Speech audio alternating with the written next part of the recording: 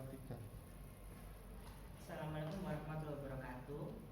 Perkenalkan, nama saya Ahmad Khairuddin dengan 3 digit NIM terakhir 032 yang berasal dari kelas TM 2022B. Pada video kali ini, saya akan membacakan narasi tentang satu, yaitu sejarah bahasa Indonesia yang menjadi keunggulan Indonesia sebagai bangsa dalam sudut pandang generasi kami. Lalu yang kedua adalah prospek bahasa Indonesia di masa mendatang bila dihubungkan dengan disiplin ilmu yang kami pelajari sekarang. Baik, saya akan masuk pada topik yang pertama, yaitu sejarah bahasa Indonesia yang menjadi keunggulan Indonesia sebagai bangsa dalam sudut pandang generasi kami. Bahasa Indonesia mendapat pengakuan sebagai bahasa persatuan bangsa, yaitu pada saat Kongres Pemuda II yang menghasilkan Sumpah Pemuda. Persatuan dan Kesatuan Bangsa Indonesia diikrarkan melalui butir-butir Sumpah Pemuda sebagai berikut. Yang pertama, kami, putra dan putri Indonesia, mengaku bertumpah darah yang satu, tanah Indonesia. Lalu yang kedua adalah kami, putra dan putri Indonesia, mengaku berbangsa yang satu, bangsa Indonesia. Dan yang ketiga adalah kami, putra dan putri Indonesia, menjunjung bahasa persatuan, bahasa Indonesia.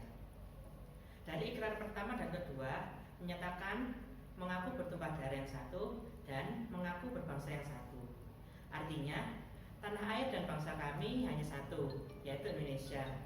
Berbeda dengan menjunjung bahasa yang digunakan dalam mempersatukan bangsa Indonesia. Tidak berarti bahwa bahasa daerah juga dihapuskan. Bahasa daerah tetap harus dijaga dan dilestarikan sebagai kekayaan budaya bangsa.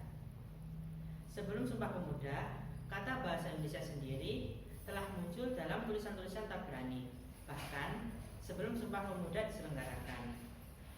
Tulisan tersebut membahas tentang pentingnya nama bahasa Indonesia dalam konteks perjuangan bangsa. Lalu masuk dalam keunggulan bahasa Indonesia pada generasi saat ini.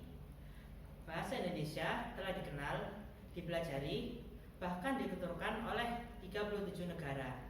Di antaranya adalah Jepang dan juga Mesir, yang bahkan telah memiliki badan khusus untuk riset tentang bahasa Indonesia. Lalu ada juga negara Timur Leste yang menggunakan bahasa Indonesia sebagai bahasa resmi mereka. Bukan hanya itu saja, dalam sejarahnya, melalui sudut pandang internasional, beberapa negara tidak mampu melakukan perlawanan melalui bahasa dan kalah dalam percaturan politik kebahasaan. Mereka terpaksa menggunakan bahasa Inggris untuk berkomunikasi.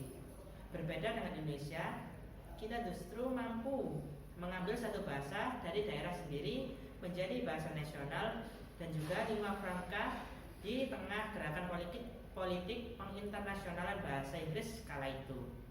Selanjutnya, kita masuk ke prospek bahasa Indonesia di masa mendatang. Seiring dengan adanya globalisasi yang sangat meluas, bahasa Indonesia telah berkembang sangat pesat.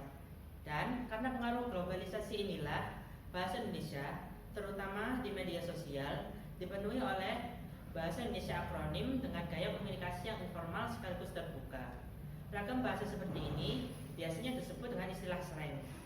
Bahasa slang tidak bisa diterjemahkan kata per kata, serta harus melihat pada lawan bicara. Karena bahasa slang ini juga terkesan agak kasar, salah satu contoh bahasa slang yang digunakan di media sosial adalah kata kepo, salah satunya, yang merupakan singkatan dari knowing every particular object. Kata ini sering ditujukan kepada orang yang serba ingin tahu. Lalu, agar kita terbiasa menggunakan bahasa slang di tempat yang benar, maka kita haruslah terbiasa menggunakan bahasa Indonesia yang baku agar bahasa slang ini tidak kita gunakan ke semua orang. Lalu yang terakhir untuk prospek bahasa Indonesia menurut disiplin ilmu kami adalah bahwa bahasa Indonesia bisa digunakan sebagai alat pendefinisian suatu simbol atau bisa juga sebagai alat pendeskripsian untuk suatu bentuk tertentu.